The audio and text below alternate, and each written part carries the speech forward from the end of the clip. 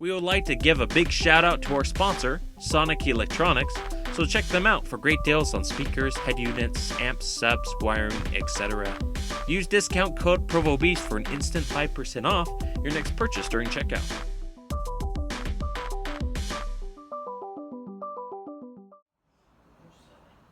PROVOBEAST here doing another install today. Today we're working on this 2008 GMC Yukon. What we're going to be doing is installing a flip down DVD screen. Go ahead and check the description for that unboxing. We'll show you a little bit more about that screen itself. But this will be more of a how-to guide in case you have this body style, GMC or Chevy. We're going to show you how to get everything installed, wired up, and playing properly in your car. Alright, here we are inside the car. Now, we really started to prepare where we're going to put the DVD screen. Now the reason why in this model we chose this location is we know that there's a big beam support in the ceiling where we're going to mount our plate to for our screen. You can mount it up forward, but we're going to show you there's actually not a whole lot above the dome light here, and we don't have a sunroof in this model either. So that's our location. Now what we did is we first measured all the way around, so we know this is kind of the center portion of the ceiling, and then the second light line inside our main square here is where the plate is. That's essentially how we found the center, and we use this as our template, just like that. So the outer ring, the outer lines are the actual DVD player, and the inner line cut out here is our plate. So we got that all ready here. Now let's go ahead and pop down this dome light. You do so by on the right hand side. Pop that out, and then it'll follow by the left hand side. I've already unhooked our harness here. Inside here there's a lot of space, so we can't really mount it here. There's nothing to hook it to. But if you look further down there, there's our main beam support. It goes over right over this area, hence why we're going to cut the hole here versus replace the dome light here. Okay, so at this time it's the scary part. We're going to go ahead and begin cutting. We won't cut this outside line because that's our whole DVD player, but we'll cut the inside line because that's where the mounting plate is going to go. Alright, we went ahead and cut out the size of our plate here, and as you can see it's right over the roof support beam, and that's where we're going to be mounting our plate to for really good support. Once that plate's mounted there, then we can begin measuring and doing our final adjustments before it's permanently secured in place. Now before we get the screen totally mounted, we need to run our power and ground wire all the way down the pillar and to a switch power source up front. Alright, so we went ahead and mounted our plate on those beams here. Now you notice we have some particle board because we had to actually level it out. Both beams are not at the same height.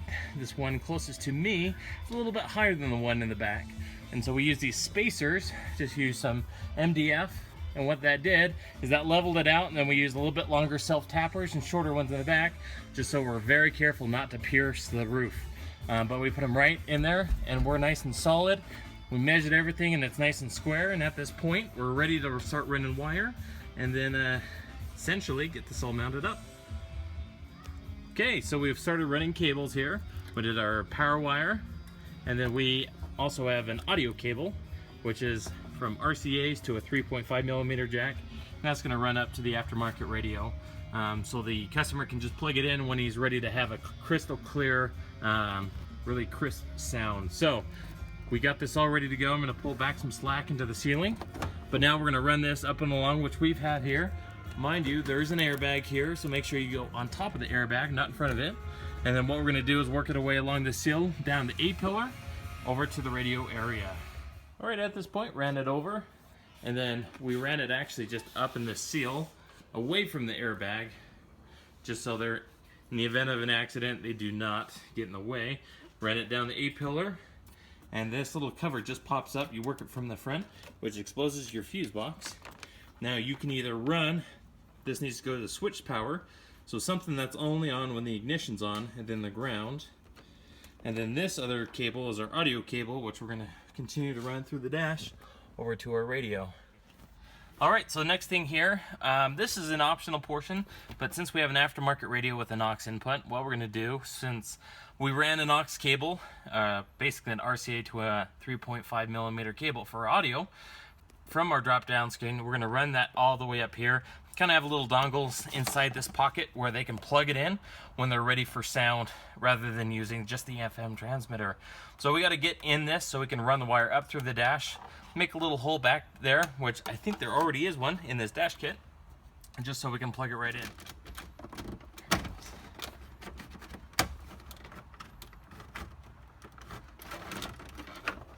Just kind of work it along.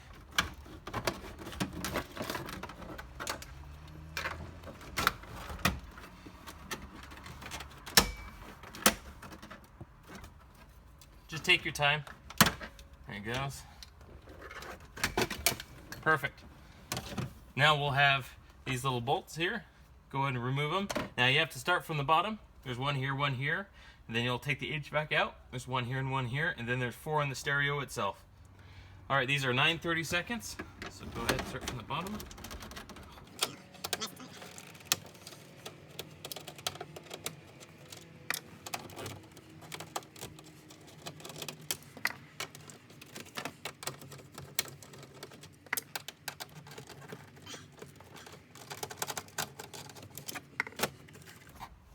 Okay, at this point, we may be able to actually get a hole right in there without taking the whole stereo out. You are more than welcome to. But at this point, we're gonna go ahead. We can see access right through there, and we're gonna run that cable up through into this cavity, through this little hole, so we can get to that aux port. So we ran our power wire down, and we ran it through just this little hole to up underneath, and we'll zip tie this up out of the way. But we found switch power from this is like a big distribution area, and that pin right there is on switch power. So we put our positive there with a little female spade terminal, and then the negative we put right here. Clean the paint off really well, made our own ground with a couple self-tappers. Not going anywhere, it's nice and solid. Everything's crimped. And at this point, we're going to clean everything up with zip ties along the factory wiring and put our panels back together. Alright, we went ahead and got our dash all back together, and as you can see, went through a little hole and just plugged right into the aux port on the radio, which is pretty nice. We also got our panels all put back together. As you can see, everything's zip tied, super nice and clean, looks factory. Pillars all back together, seals all back in, nice and clean. Put the cover back on. Now at this point, we're going to go ahead and finish up the dome light and get the actual DVD mounted. Alright, so we went ahead and connected our harnesses to our screen that were hanging down here. And then we mounted our screen up to that plate, as we showed before.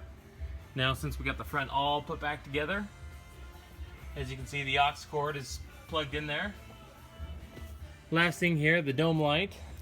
Now the switch dome light here is that gray wire that I hooked our purple into, and the purple is the switch dome light wire. The black is always a ground, and then the orange wire on this dome light harness, it's on constant. So we hooked it up in the way, according to our instructions with our screen here, that the light will turn on when all the other dome lights turn on as well. So we hooked all into there, and we're going to hook our dome light, put it back in this slot, and do a final test.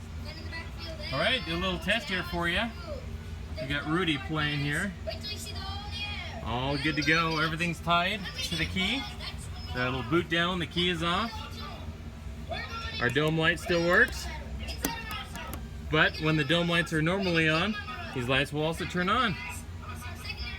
Now this does have an FM transmitter, so if you don't want to run an aux cable up to the radio, you can actually go ahead and use the FM transmitter and tune to a station.